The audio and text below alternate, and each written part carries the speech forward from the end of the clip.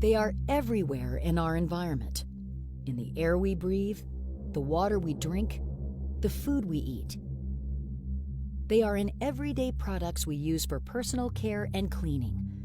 They are in our furniture, our children's toys, and the products we use in gardening and agriculture. And almost all of us have them inside our bodies.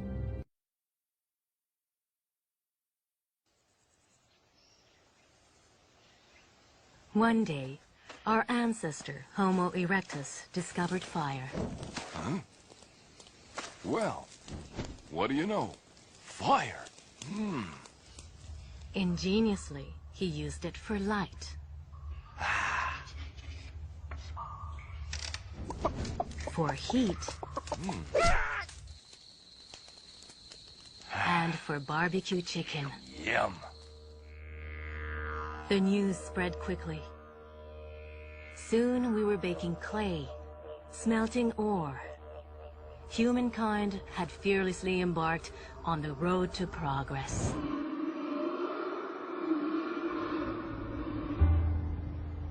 Today, thanks to human ingenuity, over 100,000 new chemicals synthesized in laboratories fashion the world we live in. We've introduced these amazing molecules into our environment without really considering whether nature would be able to recognize them and break them down. In our short-sighted rush to progress, we never imagined that some of these molecules would one day work their way into living organisms. No thought was really given to the health effects, maybe even outside acute effects on workers. I mean, if something was killing someone in a factory, you might slow down the production of it. But once it was out into the environment, there were no laws, there were no regulations, there were no thresholds, and that is largely true today. I mean, one of our toughest talking points, both with reporters and with regular people, they just can't believe these chemicals aren't regulated, but they're not. A lot of these chemicals are post-war creations, so they entered commerce in the aftermath of World War II, at a time when safety testing requirements just didn't really exist. So these chemicals have been in consumer products for decades, and a lot of them are hormone-disrupting chemicals. Once they're in our bodies, they mimic estrogen or testosterone, and they trigger all of the biological processes that hormones trigger. We have found over 200 toxic chemicals in the umbilical cord blood of babies. So you're polluted before you're born. Some of those chemicals were banned 30 years ago, and they're still showing up in newborns today. So we have this incredibly disturbing legacy of pollutants that stick around for a long time. They're toxic. They get into our blood. And on top of that, we have a flood of new chemicals and uses of those chemicals in consumer products day in and day out that we're exposed to. All around us are the products of modern chemistry. All are made of or covered with something that came out of a test tube. For instance, if you wanted to go to a chemist and say, look, I want to have a chemical, say a pesticide, which will persist throughout the food chain, and I don't want it to have to renew it very, very often. I'd like it to be relatively non-destructible. And then he'd put two benzene molecules on the blackboard and add a chlorine here and a chlorine that, and that was DDT. When the 8th Army needed Jap civilians to help them out in our occupation, they called on native doctors to administer DDT under the supervision of our men to stem a potential typhus epidemic. Dusting like this goes a long way in checking disease, and the laughs are them. Pardon our dust.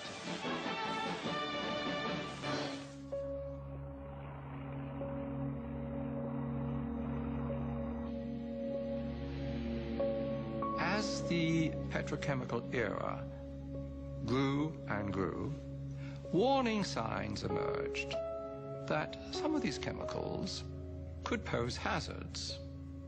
The data initially were trivial, anecdotal, but gradually a body of data started accumulating to the extent that we now know that the synthetic chemicals which have permeated our workplace, our consumer products, our air, our water produce cancer and also birth defects and some other toxic effects.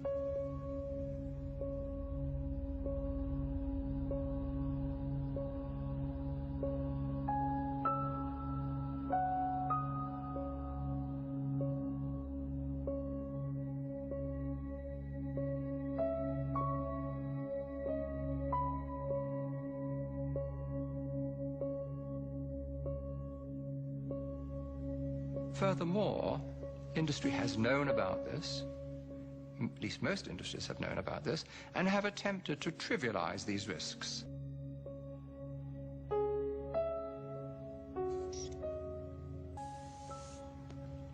We are now in the midst of a major cancer epidemic, and I have no doubt, and I have documented the basis for this, that industry is largely responsible for this overwhelming epidemic of cancer, in which 1 in every 2 men get cancer in their lifetimes, and 1 in every 3 women get cancer in their lifetimes. All around us are the products of modern chemistry. Window shades, draperies, upholstery, and furniture. All are made of or covered with something that came out of a test tube. Radio cabinets, tabletops, and hundreds of other useful articles are made of new plastics created in the chemist's laboratory. Chemicals are part of our daily lives. They are everywhere. In our personal care products, cosmetics, toys, cars, furniture, food packages, IT equipment, electrical appliances, everywhere. Consumers strongly believe that chemicals that are on the market have been tested and are safe, but this is far from being true, and a huge majority of chemicals that are on the market have never undergone any risk assessment. Some of them may cause allergies or cancer or obesity or disrupt your hormonal system. Now this is a problem for all consumers, but this is especially a problem for elderly people, for young children, for babies and for pregnant women. And studies have shown that there are already hundreds of chemicals in the blood of newborn babies. We have particular concerns with endocrine disruptors. Those are chemicals that disrupt your hormonal system and can lead to problems of fertility, to cancers, early puberty, and obesity. Now, those substances can be really harmful and they can have long-term effects even at a low dose. Our modern environment now includes over 80,000 synthetic chemicals, with around 1,000 new ones being created every year. More than 500 of these are known to cause cancer or to disrupt the hormones in the body. Of the substances that are strongly linked to breast cancer, many are chemically similar to estrogen. Estrogen is a natural hormone that promotes female characteristics, and our cells recognise it by its phenyl ring. However, many synthetic chemicals also hold these phenyl rings. This can cause them to have estrogen mimicking effects. These estrogen mimics can cause problems by taking the place of natural estrogen and turning effects on or off in the cells at the wrong times. Because of this hormone disrupting effect, the estrogen mimics are classed as endocrine disrupting chemicals, or EDCs. Importantly, these chemicals aren't only found in factories or behind laboratory doors, as they are all around us in our environment and everyday products. You can find EDCs in many toiletries, detergents, plastic containers, and many other sources. Endocrine disruptors are chemicals of growing concern. Fetuses and children exposed to even minute amounts may develop a wide range of health conditions, from diminished intelligence to cancers later in life. Our endocrine glands produce hormones that regulate the basic processes of our body, like metabolism, growth, reproduction, and development. Endocrine disruptors disturb how these processes work. 980 endocrine disrupting chemicals have now been identified. Among the most ubiquitous are a class of compounds called phthalates, bisphenol A, and flame retardants, including PBDEs, chemicals so common that almost all of us have them inside our bodies. Phthalates are in many common products, including food packaging, building materials, and pharmaceuticals. They're in our cars, and even in new car smell. They're used in cosmetics to hold fragrance and help products to more effectively penetrate and moisturize the skin. Phthalates may also be feminizing boys. Scientists found that phthalates may be associated with a shorter anogenital distance, the distance between the genitals and anus, a subtle marker of feminization in boys. The American Chemistry Council, which represents chemical manufacturers, says phthalates are among the most thoroughly studied compounds in the world and have a history of safe use. But phthalates are banned from children's toys in more than 10 countries and the European Union. In the United States, 3 phthalates were permanently banned from children's toys and child care articles in 2008 because of their potential to leach from plastic that's chewed or sucked. Bisphenol A is undoubtedly one of the most ubiquitous compounds in our lives. An additive in plastics and consumer products, BPA makes up polycarbonate, a material as clear as water, as strong as steel, and a part of almost every plastic product we touch, eat, and drink from. It's one of the top industrial chemicals in the world. About 6 billion pounds of BPA are produced globally each year, and about 100 tons released into the atmosphere. BPA is of concern because it looks like an estrogen. Most people come into contact with BPA on a daily basis. It mimics the behavior of estrogens like estradiol to bind the estrogen receptors. This causes deviation from the normal behavior of the endocrine system, making BPA a powerful endocrine disruptor. The effects of BPA on the developing embryo can be permanent and dramatic.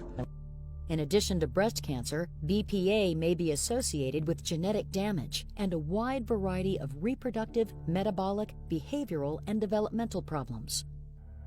While we do know that BPA is dangerous, we don't yet know how much it could possibly impact our society.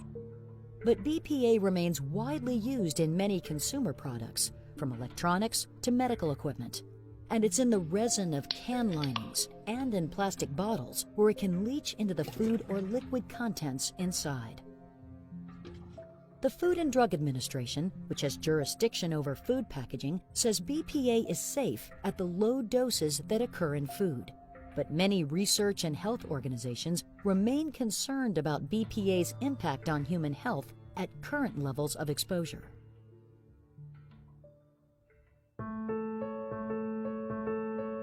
Over 1.5 million tons of flame retardants are used worldwide each year. They're added to consumer products to meet flammability standards, though their effectiveness remains questionable. There are many different kinds of flame retardants. Among the most studied are polybrominated diphenyl ethers, or PBDEs. Scientists have linked PBDEs to a wide range of conditions, from delayed development to learning problems and diminished intelligence. 2 PBDEs, Penta and Octa, were taken off the U.S. market voluntarily in 2004 because of growing health concerns. Production of the PBDE Deca is in the process of being terminated. The flame retardants chlorinated tris and Firemaster 550, which may be linked to DNA damage, cancer, or neurological defects, continue to be widely used in polyurethane foam in a number of common children's products. When it comes to endocrine disruptors, one of the most toxic places is your home. Some people are more exposed to chemicals because of the job they do or where they live. Low-income and minority communities often live near points of pollution like chemical plants and waste dump sites, or in aged and substandard housing. And these communities share a disproportionate burden of disease.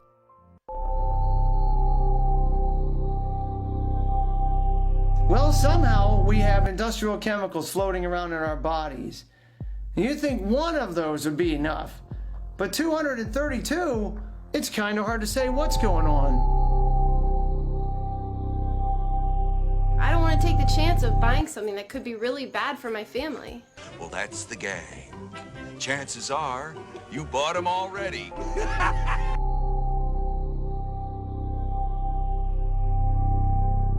I'd struggled with fertility and repeated miscarriages. And as I searched for an answer to why I was having such a hard time carrying a baby to term, I discovered the connection between our environment, our toxic exposures, and our health, particularly our reproductive health. What we don't know can really hurt us, and there's a lot that we don't know. 80% of the common chemicals in everyday use in this country, we know almost nothing about. From our own studies, we've tested 200 people, we found 482 chemicals, and there are 15,000 chemicals out there in heavy use. How many are showing up in our blood? How many of them might pose a risk? We have no idea what the long-term health implications of these results are. And I do not want my son or anyone's children to be our scientific experiment. The American people expect that all chemicals used in the American economy are safe. But, Mr. Chairman, the 30-year-old law that gives EPA that authority is outdated.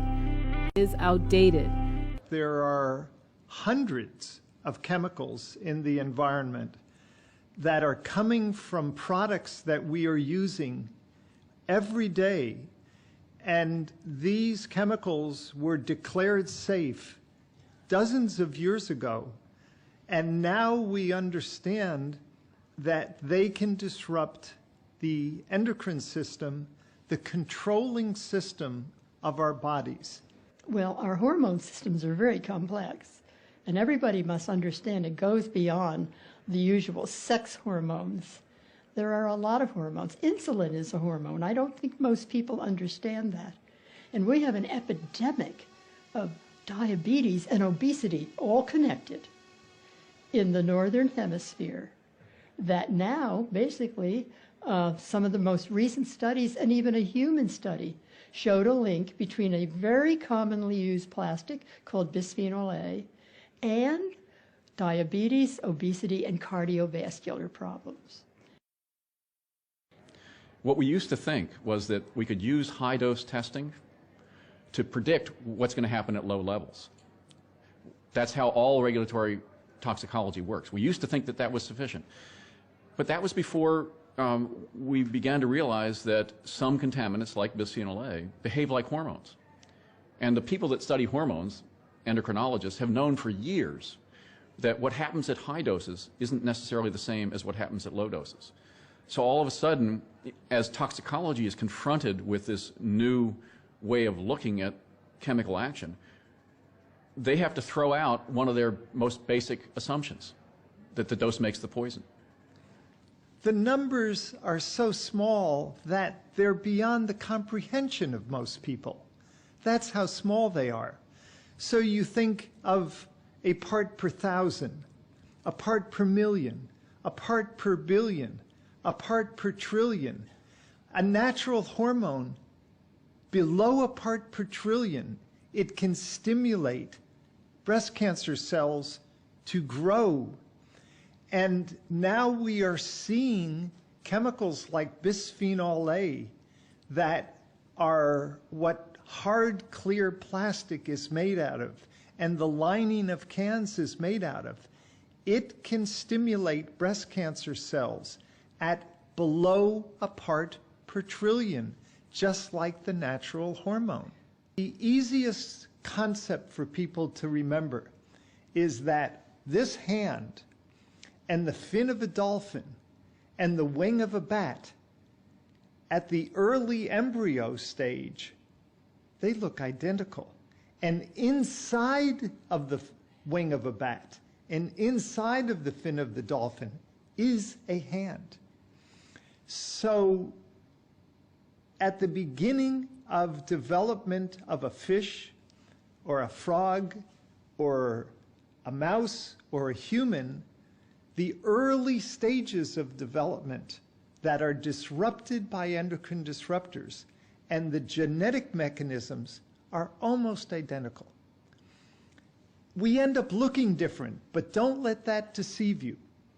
The mechanisms of development are very, very similar, and the disruption events of development lead to diseases in all of these species.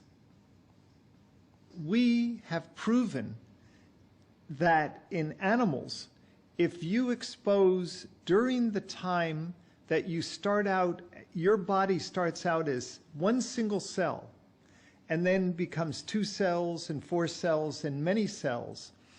And we know that as one cell is becoming many other cells, the hormones that control that, if you disrupt them, then you permanently alter the genes in the new cells.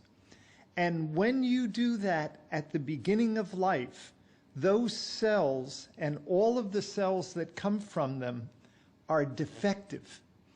And the consequence is that, for instance, after puberty, when the reproductive system starts forming, abnormalities in the organs that after puberty begin to develop, like the female uterus, suddenly you start to see diseases of that organ. You don't see the disease in a child because the uterus is not functioning yet. So not just one system. This could be the development of the brain, which basically the brain at that time is getting programmed for how an individual is going to develop later in life as well. So their behavior is being affected. Intelligence could be affected. My involvement in the whole pesticide issue was sort of a surprise as well when I was approached by the largest chemical company in the world, and they asked me if I would evaluate how atrazine affected amphibians or my frogs. Turns out atrazine is the largest selling product for the largest chemical company in the world. It's the #1 contaminant of groundwater, drinking water, rainwater. In 2003, after my studies, it was banned in the European Union, but in that same year, the United States EPA re-registered the compound. We were a bit surprised when we found out that when we exposed frogs to very low levels of atrazine, 0.1 parts per billion, that it produced animals that look like this. These are the dissected gonads of an animal that has 2 testes, 2 ovaries, another large testis, more ovaries, which is not normal, even for amphibians. In some cases, in other species like the North American leopard frog, we showed that males exposed to atrazine grew eggs in their testes, and you can see these large yolked up eggs bursting through the surface of this male's testes. What we proposed and what we've now generated support for is that what atrazine is doing is wreaking havoc, causing a hormone imbalance. Normally the testis should make testosterone, the male hormone, but what atrazine does is it turns on an enzyme, the machinery, if you will, aromatase, that converts testosterone into estrogen. And as a result, these exposed males lose their testosterone, they're chemically castrated, and they're subsequently feminized because now they're making the female hormone. Now this is what brought me to the human-related issues, because it turns out that the #1 cancer in women, breast cancer, is regulated by estrogen and by this enzyme aromatase. So when you develop a cancerous cell in your breast, aromatase converts androgens into estrogens, and that estrogen turns on or promotes the growth of that cancer so that it turns into a tumor and spreads. In fact, this aromatase is so important in breast cancer that the latest treatment for breast cancer is a chemical called letrozole, which blocks aromatase, blocks estrogen, so that if you develop the mutated cell, it doesn't grow into a tumor. Now, what's interesting is, of course, that we're still using 80 million pounds of atrazine, the #1 contaminant in drinking water, that does the opposite, turns on aromatase, increases estrogen, and promotes tumors in rats, and is associated with tumors, breast cancer in humans. What's interesting is, in fact, the same company that sold us 80 million pounds of atrazine, the breast cancer promoter, now sells us the blocker, the exact same company. And so I find it interesting that instead of treating this disease by preventing exposure to the chemicals that promote it, we simply respond by putting more chemicals into the environment.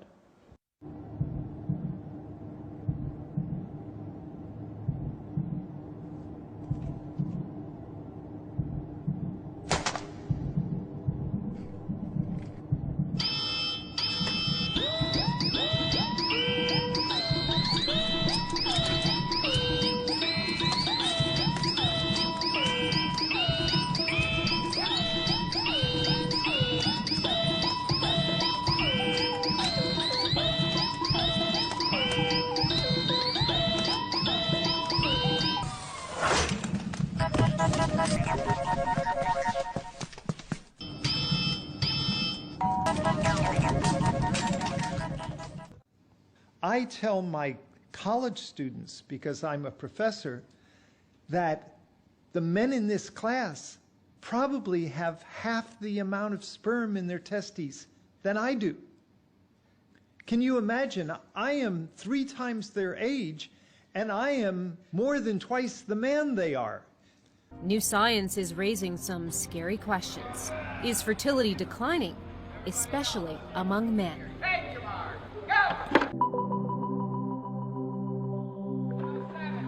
Back in the 1990s, a controversial Danish study painted a dire picture that suggested sperm counts were falling at such a rapid rate that there would be almost no sperm left in 50 years. Is there really this 50% decline in 50 years in male sperm counts? Big deal. So I was skeptical. Skeptical, but still intrigued. Swan decided to do her own test. She came up with the same results as the Danish researchers. Then she looked at the sperm counts of men in Missouri, New York, Minnesota, and California. The men in central Missouri had about half as many moving sperm. Swan had a theory about what was going on. Could it be chemicals in the environment? There are 80,000 chemicals in commerce, and most of them have not been tested. There's no question that pesticides can reduce sperm count. The question is, how much do you need to do the damage? Last year, Swan looked at another population, university and college-aged males in Rochester, New York. Men just like these swimmers, considered to be at their physical peak, their prime of life. And what did you find? First of all, that their sperm quality was not great. 23% of the men had counts, which would be grounds for seeing an infertility doctor. But some scientists say we're worrying about the wrong thing. Perhaps it's not the quantity of sperm that counts.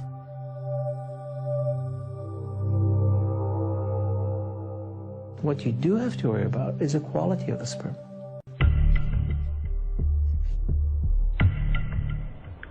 Dr. Keith Jarvie says it can be a game of chance. I mean, I have guys come in with 2 or 3 million sperm. They have kids. Someone who looks very similar, sitting opposite me with 20 or 25 million sperm, having difficulty having children. So there's something about the sperm that we can't necessarily measure. It's basically Las Vegas. If you have more sperm, you're more likely to roll good dice. When a man orgasms during sex, millions of microscopic tadpole-like organisms swim for their lives, with one goal in mind, to fertilize a waiting egg. But only the strongest swimmer will make it to its destination. Semen concentrations declined 32% from an average of 73.6 million per milliliter in 1989 to 49.9 million per milliliter in 2005, lower than the World Health Organization's suggested threshold of 55 million. Research has suggested endocrine disruptors may be behind the decline, as they affect the body's hormonal system by mimicking or blocking normal hormones in the body. Sometimes there may not be any sperm in the ejaculate, or the sperm may not be swimming in a straight line. That's called a motility problem. Other times their shape just isn't right. That's a morphology problem. Then there's the biological clock. Men have one too. It just ticks a little differently. As women age, their supply of eggs dwindles drastically. In men, the sperm is still there, but the quality changes. They don't move as fast, they're the wrong shape, and more of the DNA is damaged. There has been studies showing that when the father is older and the mother is young, the incidence of autism and the incidence of schizophrenia is higher.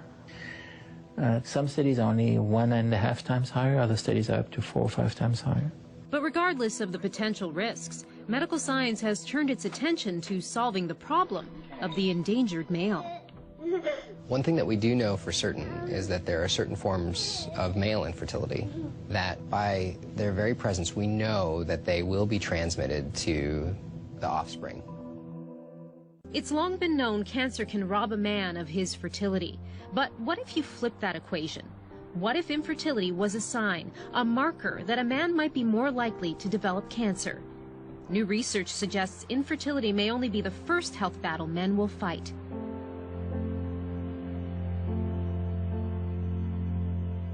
We can say with absolute certainty that amongst the risk factors that we count for testis cancer, infertility is absolutely one of them. How high of a risk? Threefold. Dr. Thomas Walsh has published studies on the possible links between infertility and cancer. And testis cancer wasn't the only risk, according to a 2010 study. Specifically, those men who were infertile and had abnormal semen quality were about 2.5 times more likely to develop high-grade, so clinically significant prostate cancer, and that their infertility was preceding their development of prostate cancer by 5 to 10 years. Not only does infertility appear to increase the risk of prostate cancer, but the kind that could be deadly. It's another level at which doctors are just beginning to understand infertility and its potential consequences.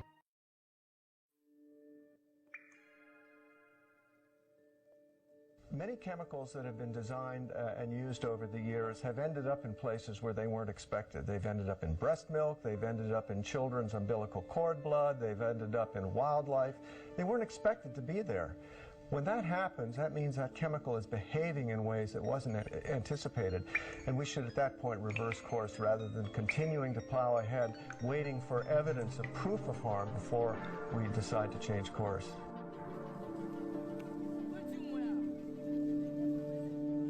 I see this as a kind of massive experiment that we're all part of. Through chemistry, you don't just get better living, you get serious adverse health effects.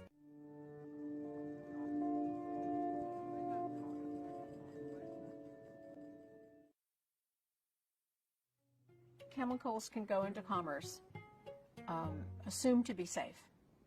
And there are about 80,000 chemicals in commerce. Very, very few of them have been tested, and almost none of them have been banned. What's showing up in household dust is also showing up in our bodies. Toxic chemicals are absorbed through our skin, breathed into our lungs, and digested through our water and food. Groundbreaking tests have found the same chemicals in people's blood, hair, and urine.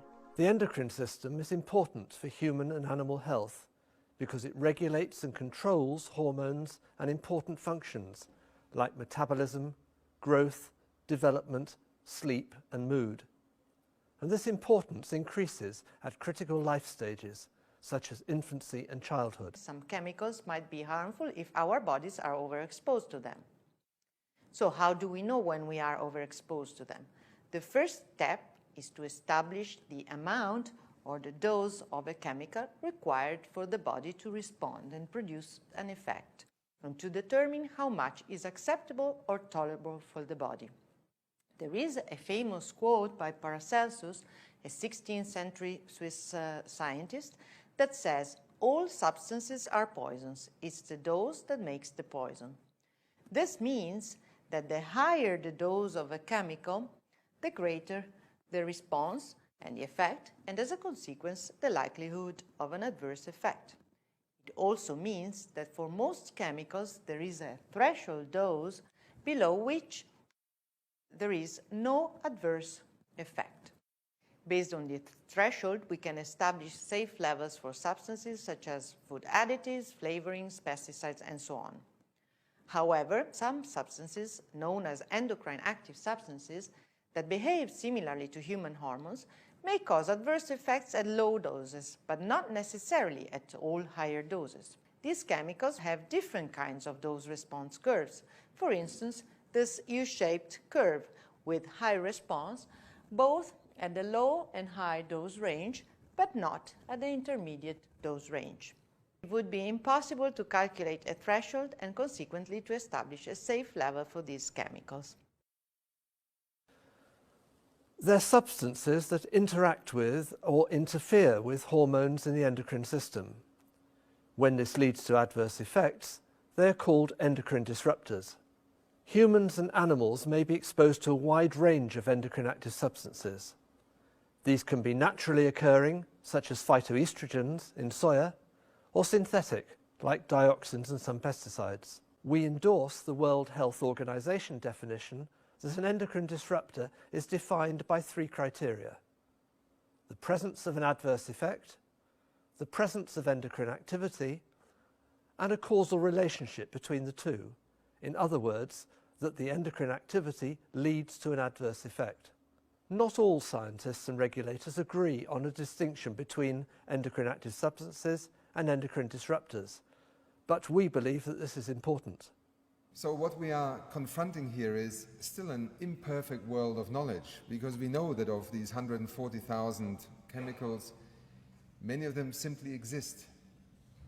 Many, and an increasing number, is being used, and many are also entering into cycles that we may not have envisaged, or that we did not anticipate, or that we simply do not know about. We are now much more than we may think living in a world of chemicals.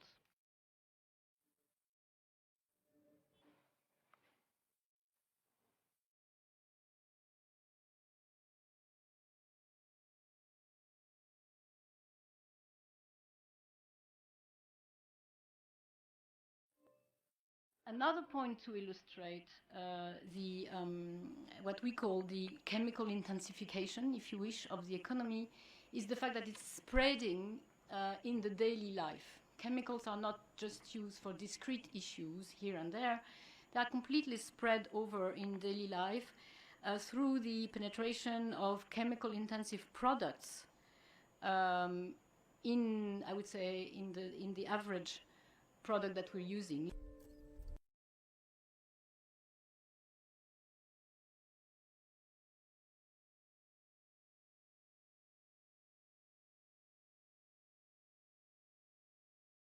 We are now looking more and more at studies that document the high level of POPs, persistent organic pollutants, including in aquatic mammals, polar bears, fish-eating birds. So it's going up into the food chain. And there is evidence as well that these contaminants are responsible for the near extinction of some species over the world.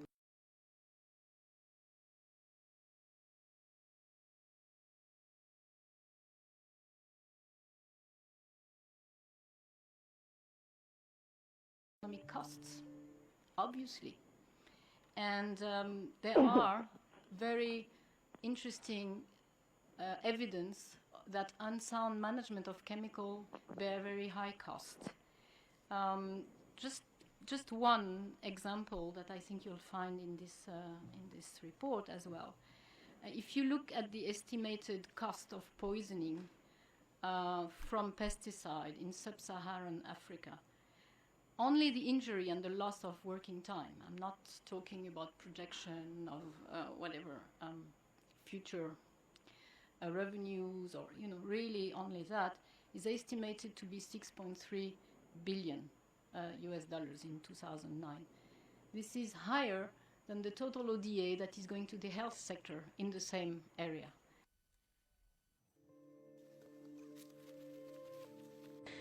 And this is 17 years after Theo Colburn's book, Our Stolen Future, and it will be 14 years after the EU EDC strategy was first published. So during all this time, the exposure continues and the scientific concerns have been rising. One of the most important lessons that we've learned is that children are uniquely susceptible to the toxic chemicals and other factors in the environment. For a number of reasons, infants and youngsters up to age 4 have much higher levels of many problem chemicals in their bodies than adults do. And scientists have begun to pin down the causes. First of all, children have greater exposure pound for pound than adults. They eat more food, they drink more water, they breathe more air per pound of body weight. So they take into their body more of any toxic chemicals that are in food, air, and water. And then on top of that, kids' exposure is further magnified because they live on the floor, they crawl around a few inches above the rug, they're constantly putting their hands, their toys, their lollipops in their mouths, and so all of those factors increase their exposure. they're biologically more vulnerable than we adults. Their nervous system, their reproductive organs, their immune system, their lungs, all the organs in their body are undergoing very, very rapid growth and development. And those developmental processes are very fragile. They're very easily upset. And unfortunately, if development is perturbed at a vulnerable early stage by some chemical like lead or pesticides or PCB, the damage in many cases is irreparable. It can't be cured, it can't be treated, it results in lifelong impairment. So this was on time a number of years ago, and we're concerned about development being a time in life where there is disruption of the genetic control systems that can lead to disease much later in life. So it's the developmental origin of health and disease, and the primary focus has been on drugs, stress, nutrition, infections, and only recently has there been also a fair amount of information coming out about environmental chemicals exerting these changes. And it's very clear, a bad start in life, you have a totally different type of life. And what we're finding out is an event called epigenetics is what turns out to be, in all likelihood, the mechanism by which these chemicals are able to cause this harm. So epigenetics essentially refers to any change in DNA that is not a classical mutation, all right? So when I was in school, this is what I was taught. And this is what I now teach in my reproductive endocrinology class, that it isn't just the genes you have, which certainly matter, but it's whether the control systems that turn those genes on and off are programmed right. And it's hormones that do that. We were struck by the fact that rates of a whole series of chronic diseases are rising in American children. We see increases in so many diseases that are preventable. Asthma has tripled over the past 20 years. Obesity has tripled. Childhood cancer has risen by 40%. Certain birth defects have doubled. Autism has increased to alarming rates. We all care about the next generation. That's our future. Parents are often overwhelmed by the sheer volume of information about environmental threats to children's health. It is possible, it is definitely possible for parents to take action to protect their children against many of the most serious environmental threats to health. All parents need is knowledge. It's our job, it's our mission to give them that knowledge. We have changed people's minds and influenced policy. We want our children and our children's children to be as healthy and productive as possible.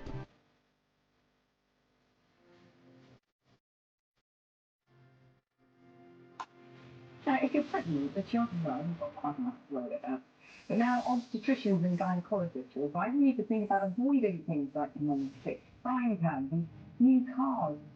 The items are on a list of potential but unproven risks from exposure to environmental chemicals in pregnancy. The advice has been labelled unhelpful, unrealistic and alarmist. This is not right.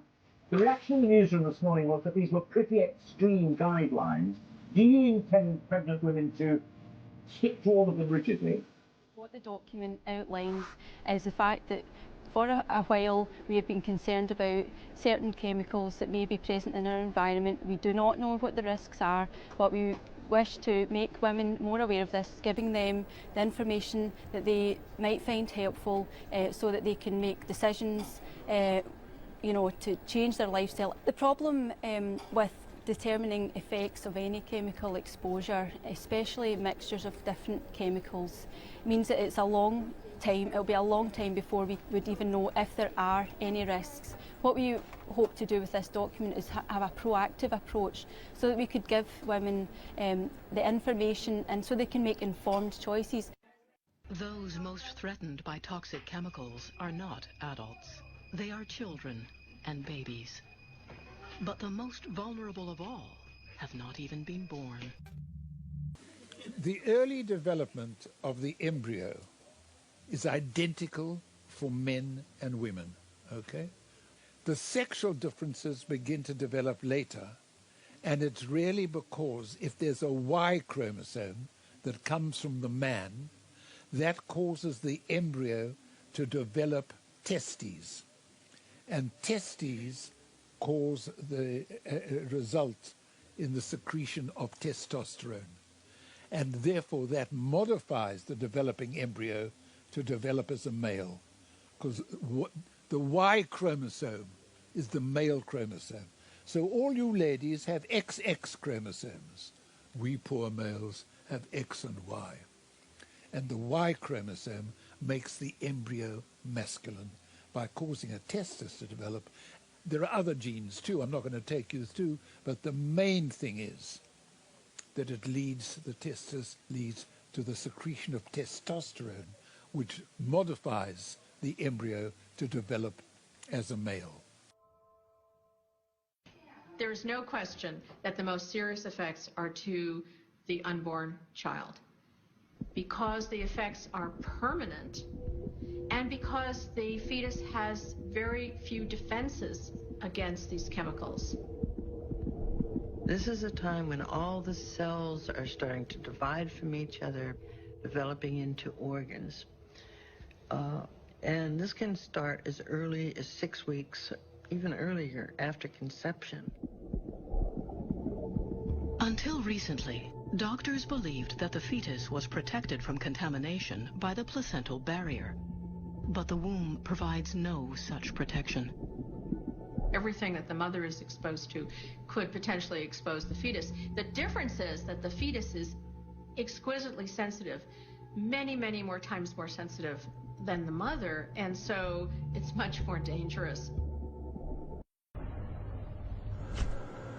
These test tubes contain umbilical cord blood. We've analyzed thousands of them and found pollutants such as heavy metals, organochlorine pesticides, PCBs, and that means that the mother was exposed to these pollutants and transmitted them through her bloodstream to her unborn child. Progress is merciless. After Homo erectus and Homo sapiens, we now have Homo toxicus.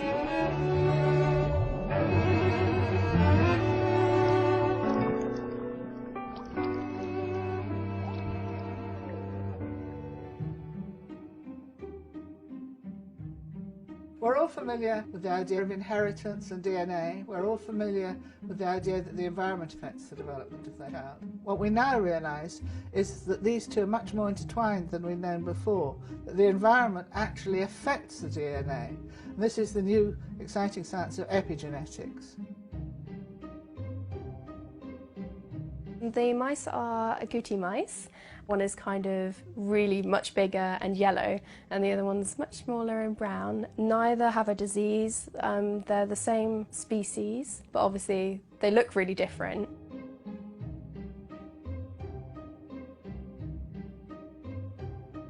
They've got the same DNA. They are genetically identical, so there's no reason genetically why they should have these differences.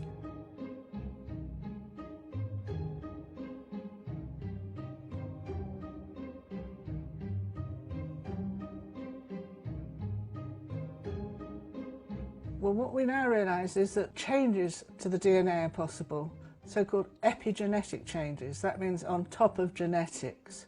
The DNA has the instructions for how we function and how we're going to develop, but the epigenetics will change whether or not it's read and how it's read.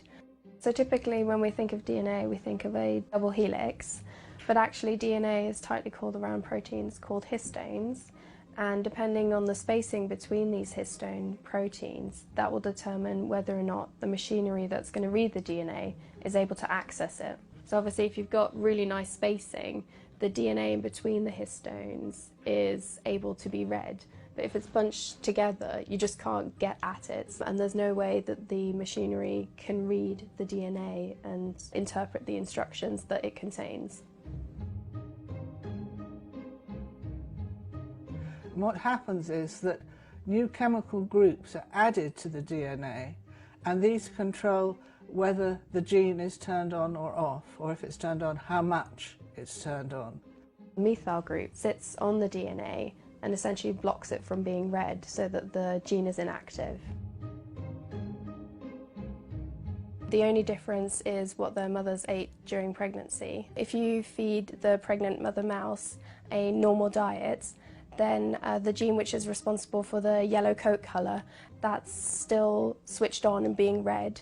But if you feed the pregnant mother mouse a diet rich in supplements, which have lots of methyl donors, which block this gene from being read, that means that it has the brown colour and it's much leaner and it's less likely to suffer from things like diabetes, obesity and cancer. Epigenetics is still quite a young science, and there's a lot we don't understand about it. But we do understand that these marks to the DNA can last right through a person's lifetime.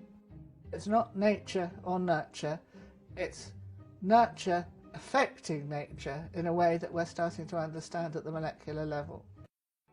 After birth, the infant is further exposed to chemicals in the mother's breast milk. There's no question that when you show that mother's milk has contaminants, and then you actually look at babies, and you can actually take a blood sample or a urine sample and show that those contaminants are not only in that child, but they stay in that child. Genetics plays a potentially very important role in determining the effects of early life exposures on children's health and development. So, for example, we're looking at the effects of environmental exposures, physical toxicants in the environment, common everyday pollutants that we experience, particularly in urban areas, air pollutants, bisphenol A, phthalates, pesticides, at the low levels to which we're generally exposed. So and we have observed some relationships between fetal exposures, prenatal exposures, and health effects in children following a cohort of children for a number of years from in utero forward into childhood and even adolescence. So we look upon epigenetics as a potentially very important mechanism in mediating those effects and in helping us to link exposures to the clinical outcomes that we're measuring. And in doing so, elucidate the mechanisms by which this damage is incurring, which we hope very much will be useful in prevention, in designing effective interventions, and also in monitoring the efficacy of those interventions. We're specifically hypothesizing that prenatal exposure to environmental contaminants, polycyclic aromatic hydrocarbons from fossil fuel burning, other combustion sources, secondhand tobacco smoke, pesticides used for control of indoor pests in urban areas, and what are called endocrine disrupting chemicals, bisphenol A and phthalates, that they are having an effect when the fetus is exposed through the mother's environmental exposure, that they are having an effect on children's neurodevelopment, neurobehavior particularly, on asthma risk, and obesity and metabolic disorders. And further, that they may be increasing the risk of intermediate damage associated with cancer. So we further theorize that in addition to genotoxic pathways that can be important for some of these chemical exposures, pollutant exposures, that epigenetics may be involved. And we're studying that both within our cohorts of mothers and newborns who are enrolled during the pregnancy period and then followed for many years into adolescence. Our oldest children are now approaching the age of 12 and 13. We theorize that we will be able to draw better links between those early exposures and the outcomes by understanding and measuring the epigenetic changes, both that we determine in the cord blood at birth, looking also at placental tissue, and then further following and analyzing the samples from those children at older ages. So we further theorize that the prenatal period will be a window of exquisite susceptibility to these exposures. So those are our hypotheses. We're not leaving out, however, the broader context, the social context in which individuals are living, to which they're reacting on a daily basis. So we are looking at psychosocial stressors, also genetic susceptibility, because we think there's an important interaction between genetic susceptibility and other environmental factors, and nutritional factors. So our studies are attempting to capture those things as best we can, and to look at the relationships among them. I think that through more understanding of the pathways that are involved in the effects that are observed in relation to early life exposures, prenatal and early postnatal exposures, that through that understanding we can craft really effective and targeted interventions. Those will include behavioral interventions, educational programs, for example, nutritional interventions, and people are talking about pharmacological interventions as well.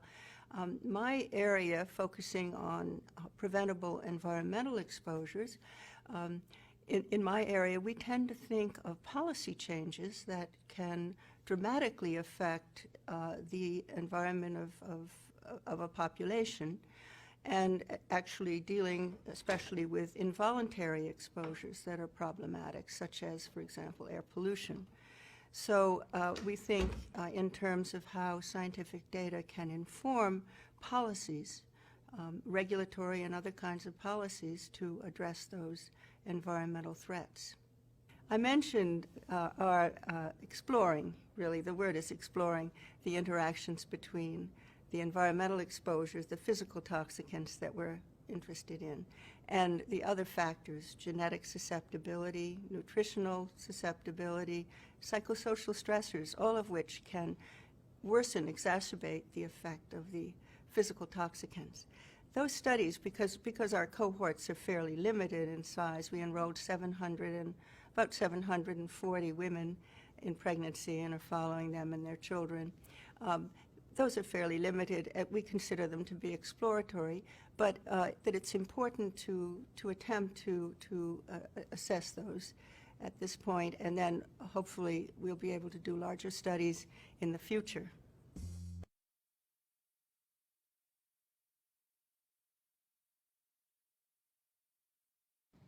I think we're only just beginning to realize how important that cocktail effect is.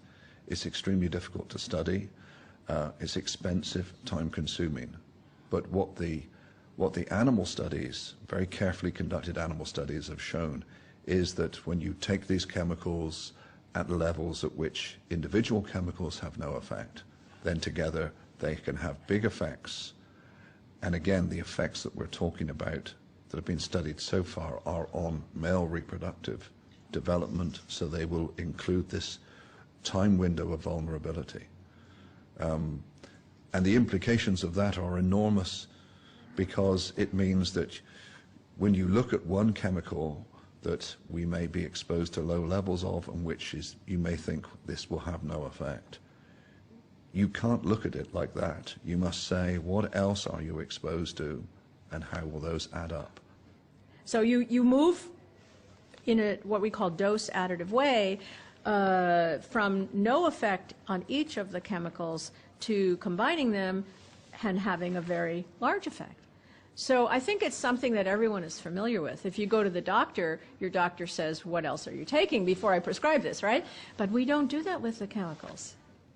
There's always been a mythology about pregnancy, but now actually some of that mythology is turning out to be rather more true than we expected. We're starting to realize that the months we spend in the womb are some of the most important of our lives.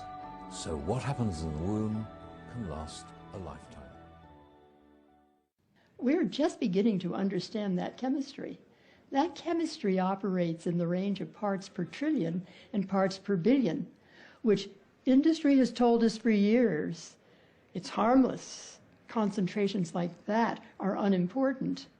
But when you interrupt a vital system, something that's developing where these eggs are splitting and developing and budding and forming legs and arms and duct systems and glands, at a part per trillion, these are very dangerous chemicals.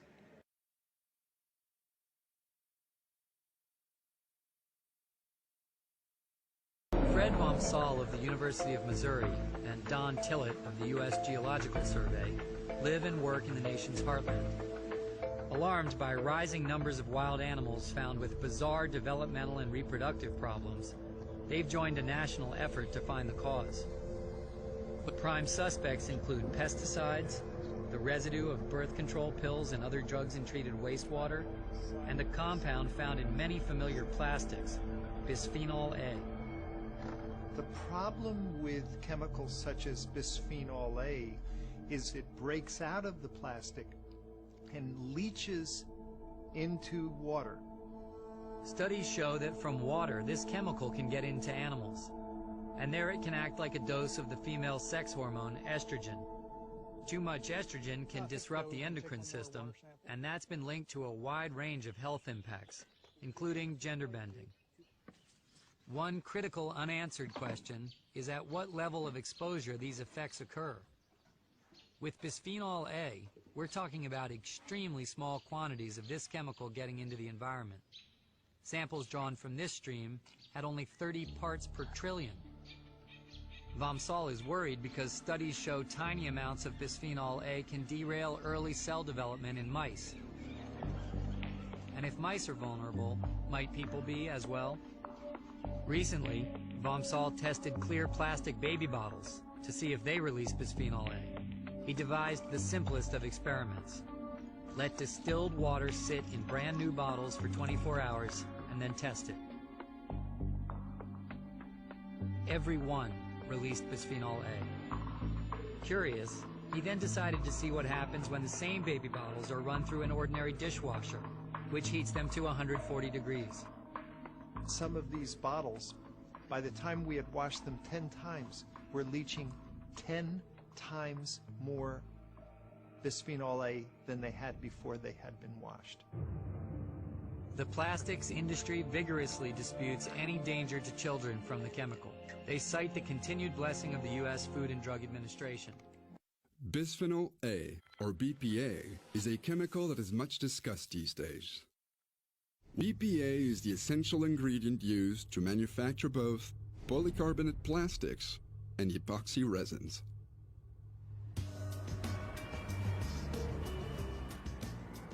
Polycarbonate is a transparent plastic providing solidity, lightweight, and shatter resistance to a wide variety of products, from solar panels to mobile phone casings, from safety helmets to car bumpers or to DVDs, to name just a few of its many applications. Epoxy resins are mostly used as coatings. They provide excellent anti-corrosions and antibacterial protection, as well as elasticity and versatility. Applications using epoxies range from sports equipment to car parts, from tin cans to construction panels, from wind turbine blades to tankers or home appliances. You name it. But what about the BPA that is bonded in these materials? Is it safe? Scientists from academia, government, and industry have been studying BPA extensively over the years. In fact, no other chemical has undergone such a wide range of testing. Research shows that we absorb very low levels of BPA when drinking or eating from material made using BPA. Our body is very effective at quickly transforming these very low BPA residues into an inactive kind of sugar, which we excrete via the urine rapidly. But recently, controversy has emerged among scientists about the possibility that BPA may have harmful effects on humans. Some scientists claim that BPA causes or contributes to cause a series of diseases. while others confirm that, as it is used safely, bisphenol A has no harmful effects on humans. So what are the facts? Is there cause for concern? Like other chemicals, be they natural or man-made, BPA can weakly act like an estrogen, the primary female sex hormone. Does this intake of external estrogen cause any damage to our hormonal system? Many things we eat each day trigger hormonal changes in our bodies, with no adverse effect. For example, carrots and soybeans contain natural hormone-like chemical components. The levels at which we are exposed to BPA do not raise concerns for any damage to our hormonal systems. And many of these estrogen-like compounds are far more active than BPA. In fact, one person would have to eat 600 kilos of food in contact with BPA-based polycarbonate utensils to ingest the same amount of estrogen-like compounds that he would absorb from eating 150 grams plate of carrots.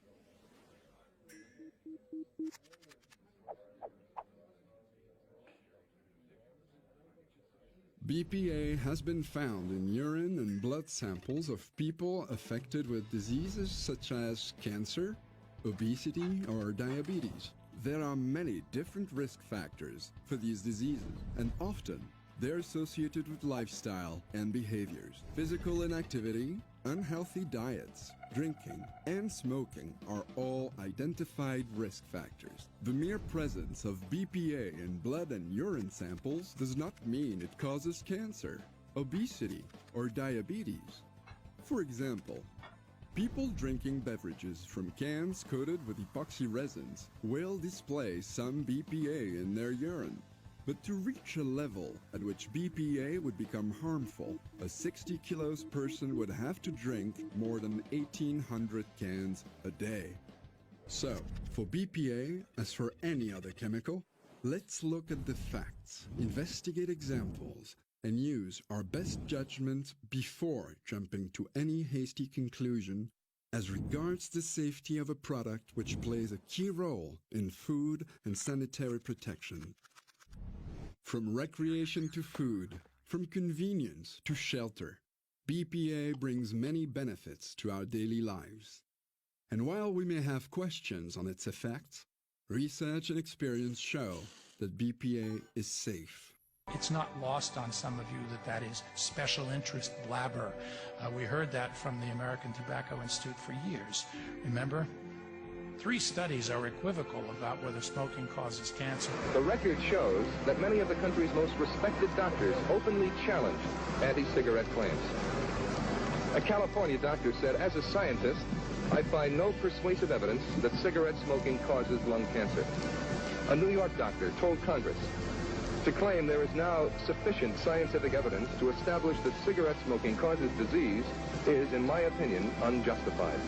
There is another side to the cigarette controversy. It's all here in this white paper. Send for it.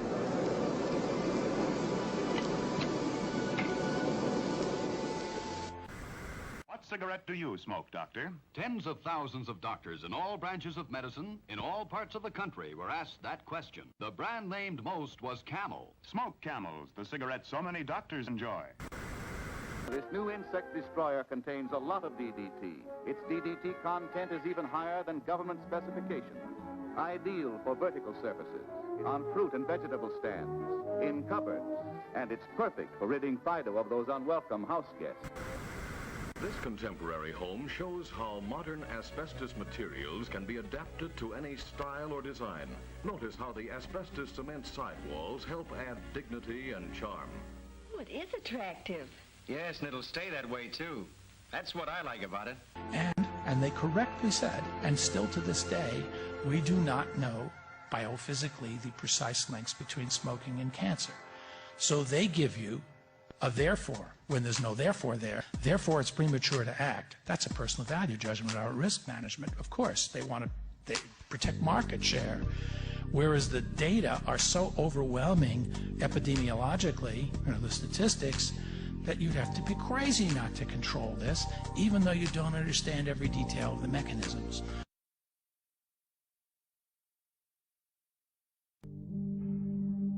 How many people in this place, in this fire-prone California, have had a house fire? A few of you. Typically, it's 1% to 2%. How many of you have fire insurance? We already are very risk-averse when we have consequences that matter. We do not need 95% certainty. Supposing you got a spot on your lung from a chest x-ray, which you did for a different purpose than looking for cancer. Well, it could be a healed lesion or it could be the beginning of a tumor. So they were asked what to do. Well, what should we do, doc? Well, do a biopsy. Well, it's hard to get to. We have to do surgery. Surgery has a risk. It's expensive. It's painful.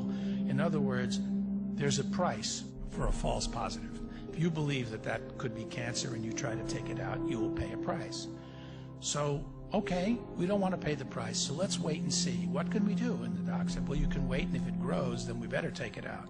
And of course, this patient said, but what's the chance that if I wait and it grows, that it becomes metastatic, and therefore it'll be too late and I'll be dead, whereas if I take it out now in a precautionary mode, pay the price for the surgery I might not need, I'll have a lower likelihood of being dead. Now, what's the right answer to that? There is no right answer. That's your value judgment. It means that you're leaving it up to the public and the political world to figure that out for themselves. They're capable of it, but they rarely do it. Who's making all the decisions? As in 2008. I mean, who's really pulling the strings? There are chemicals being used that we know cause serious illnesses and contaminate the environment. Why are they still being produced when safer alternatives are out there? Where's the regulation? In mid-April, from the National Toxicology Program of the National Institutes of Health, that there is, quote, some concern about neural and behavioral effects of BPA on fetuses, infants, and children. The response from the recent study of the FDA of the National Toxicology Program has simply promised more studies, not any concrete action to reduce exposure. The media has reported that the federal government's reluctance to regulate these chemicals is based on the reliance of biased studies from the chemical industry itself. Now, I have to tell you, if that's true, if it's not being done independently or by yourselves, but by an industry study, doesn't that cast amazing doubt on the ability of the regulatory system to actually protect the public? Senator, at FDA, all of our products that we approve are based on data that are prepared and conducted in studies by that particular manufacturer. But doesn't that bother you? That's my point. You don't seem to see the connection here. Chemicals that go into the manufacture of other products intended for young children, polyvinyl chloride softens because of the existence of phthalates. It's still used in the manufacture of children's toys, bath books, rattles, beach balls, plastic raincoats, boots, even teething rings. And it can be absorbed from those products during use into a young child's body. The fact is that a biomonitoring study coordinated by EWG, the Environmental Working Group, tested the umbilical cord blood from 10 babies who had been born in the United States in August and September of 2004. These newborns were found to have absorbed in the womb a combined total of 413 chemicals. At birth, each child carried an average body burden of 200 chemicals. And those chemicals included pesticides, flame retardants, and other persistent organic compounds or byproducts from burning gasoline and garbage. The EWG also tested the breast milk of 29 first-time mothers from across the United States for the presence of components of chemical flame retardants, TVs, foam furniture, all of which can cause thyroid toxicity, and some of which have been banned in Europe. And the results were very sobering. The breast milk of each new mother tested positive for components of flame retardants. The average level of brominated fire retardants in the milk samples was 75 times higher than the average for women who had been tested in Europe and were at levels associated with toxic effects in studies on lab animals. I mean, you can go on and on. Do you read these studies? Do they not concern you? Sir, we've read all the studies you're talking about. Well, why don't you ban phthalates? There's a movement in California to ban them now. There's a movement in Europe, other places. There's a lot of study in rats and others. Are you familiar with those studies that show that? I personally am not, but I'm sure the scientists at FDA who review these materials every day are. Well, does the commission not talk about this? Do you commissioners not talk about this? We talk about these issues on a regular basis, Senator. The team at Boston Tufts University, led by Professor Soto, studied the effects of phthalate exposure in rats. They exposed pregnant rats to bisphenol A, BPA, chemical, and the levels to which the rats were exposed mirrored levels that humans encounter daily. The results, by the time they reached puberty, rats that had been received even the lowest doses of BPA had 4 times more precancerous growths in breast tissue than those that had not been exposed. Think it's okay for people to go ahead and use this stuff? I mean, doesn't this concern you? Senator, it does concern us. Well, how much does it concern you? Enough that all you do is just rely on what a study that comes from the industry itself? You should go to their website today and read what they say about phthalates, completely contrary to what is out there in scientific journals. It's a disgrace. And it obviously doesn't concern you enough to do something about it. There are thousands upon thousands of chemicals. 80,000 chemicals are out there in the marketplace today. Something like less than 6,000 have been properly vetted and tested. And we're still living with the residue of the Toxic Controlled Substances Act that was written by the industry, with a burden of proof on our citizens to prove harm done, not on people to prove that it won't be done.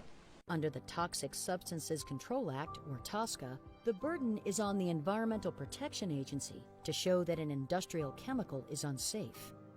EPA can only ask the company for data or require testing if EPA can prove that there is a potential risk. And that's hard to do without access to the company's data in the first place. But looking at low-dose exposures means a sea change in how we do toxicological testing and risk assessment. And that's controversial, costly, and something the chemical industry opposes.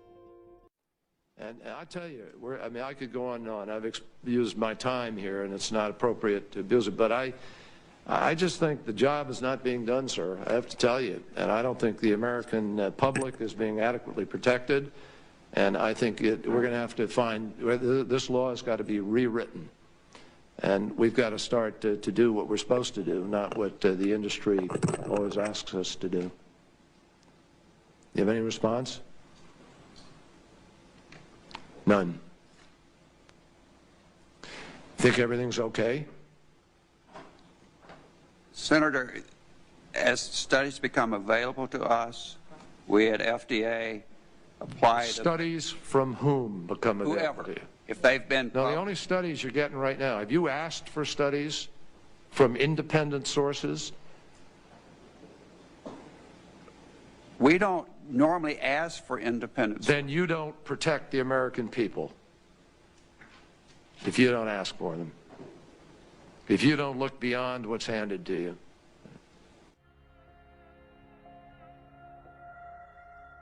The chemical industry, scientists, and environmentalists all agree that change is needed. But efforts at reforming legislation are currently stalled between the chemical industry's push for profit and safety advocates' drive to protect the public from harm.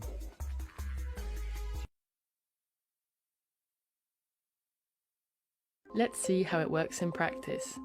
REACH was the European Commission's ambitious proposal to create rules to protect citizens and the environment from dangerous chemicals.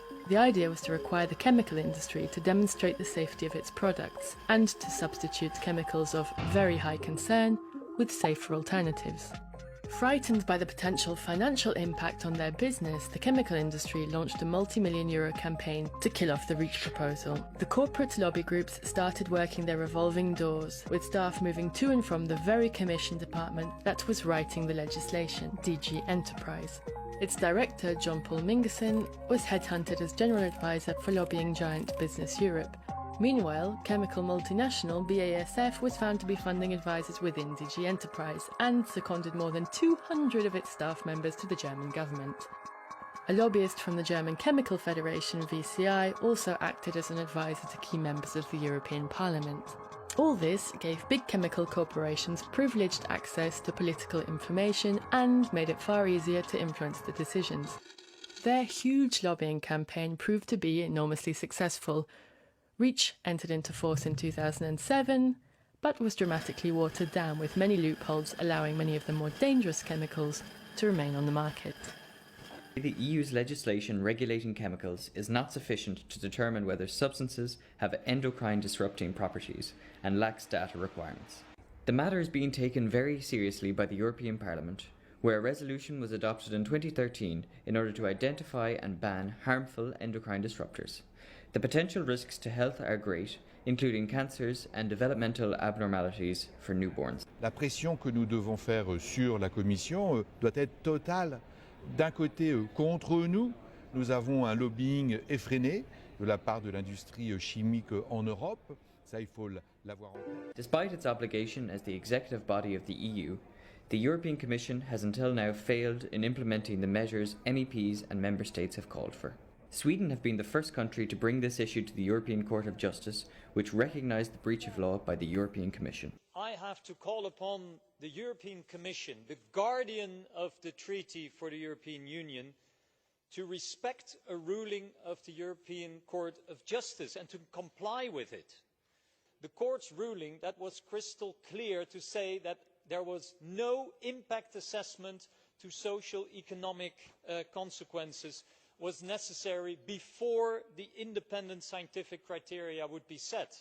European Union citizens are losing trust in the European Union. So the last we can use is a European Commission that is not even complying with court's rulings. Thank you.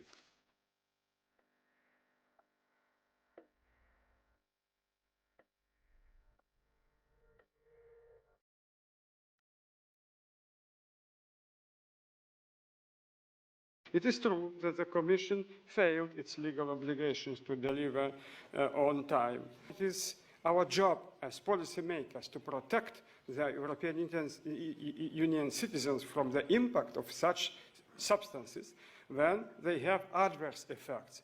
My proposal today is to follow the widely agreed WHO definition of an endocrine disruptor, which states that a substance that has an endocrine mode of action which consequently causes an adverse effect. It is true that this definition has been defined some time ago. However, I would like to point out that it has not been easy to agree on how to legislate and make the criteria operational in our approval process. Substances identified as endocrine disruptors are banned unless very strict derogations apply.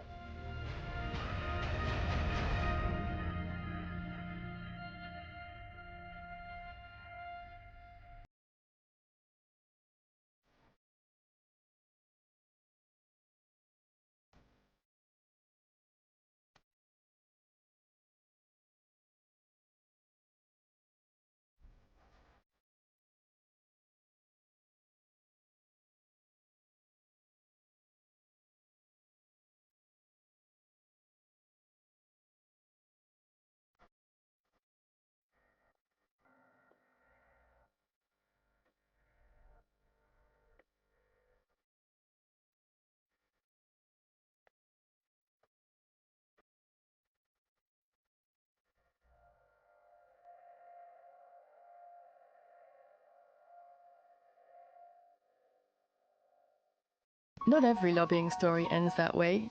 Take bees, for example. Bee populations in Europe have been in sharp decline, posing a real problem for our ecosystems and ultimately the food on our plates. So protecting these pollinators is essential. In 2012, British and French researchers published evidence suggesting pesticides called neonicotinoids were linked to the decline of bee colonies. The European Commission proposed a partial and temporary ban. Sure enough, two of the companies producing neonicotinoids waged an all-out lobbying war against the ban. They sent menacing letters to the EU Food Safety Authority, scaremongered about losses to agriculture, and produced biased studies. Another pesticide company, BASF, used a front group called Bees Biodiversity Network to greenwash its activities. The network, for example, co-organised an exhibition at the European Parliament, playing down the harmful role of pesticides and stressing other causes for the bees' decline. But in this particular case, the public was informed and engaged, and under pressure of public opinion, politicians were finally forced to stand up to big industry. The European Commission went ahead with its proposal, and a clear majority of EU countries supported it. 3 of Bayer and Syngenta's pesticides, which had been linked to the decline in bees, were banned, at least temporarily. With federal toxic law broken and no improved law likely coming soon, action on chemical safety on the state level has taken the spotlight.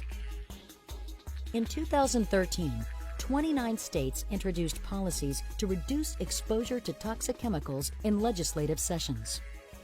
And so it is that big business interests capture the policy agenda, ensuring that European laws time and time again serve the interests of large corporations above those of the people of Europe. That is, unless those people speak out. Breast Cancer UK is taking a stand on the high levels of these dangerous chemicals in our environment. Currently, we are leading a focused campaign against a pervasive EDC called bisphenol A, which is found in many plastics. Due to the cancer risk, Canada has already classified bisphenol A as a toxin, and, along with the US, they are drawing up new laws to phase it out of babies' products.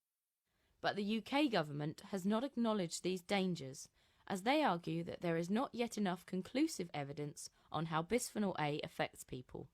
This may appear reasonable, but scientists have so far been unable to carry out a conclusive human trial. With no time for delay, we need to consult the evidence that is available. There have been many persuasive studies on laboratory rats and mice.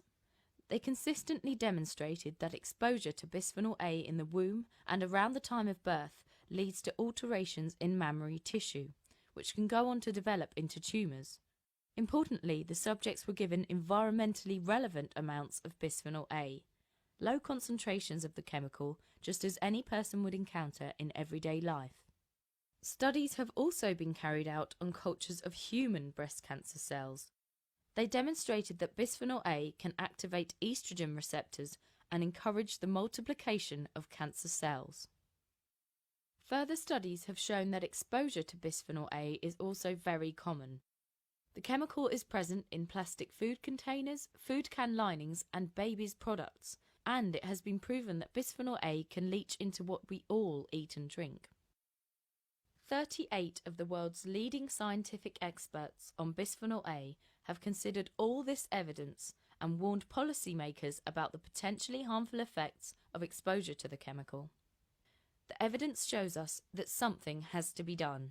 The Japanese are cutting back in their use of bisphenol A, and recent independent studies have motivated the FDA to take a fresh look.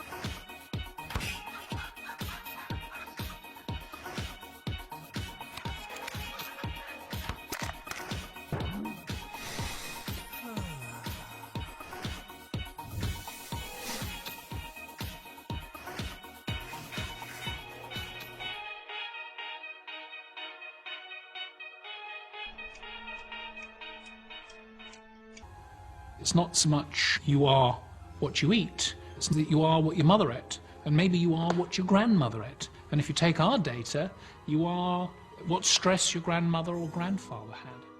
It takes a lot of resources, a lot of attention, and a lot of awareness of the problems for people to make a difference. This is really a social and political problem, and we need, if any chemical is toxic and known to accumulate in umbilical cord, blood, or mother's milk, it really has no place in our economy. As consumers become more aware of the need for safer materials, companies that offer non-toxic products are benefiting financially. Safer materials are helping to enhance the bottom line in sectors as diverse as clothing, food, and cosmetics. In the U.S., some companies are following the lead of Europe and eliminating chemicals banned in the EU from products sold in the U.S., even though they're not required to do so under U.S. law.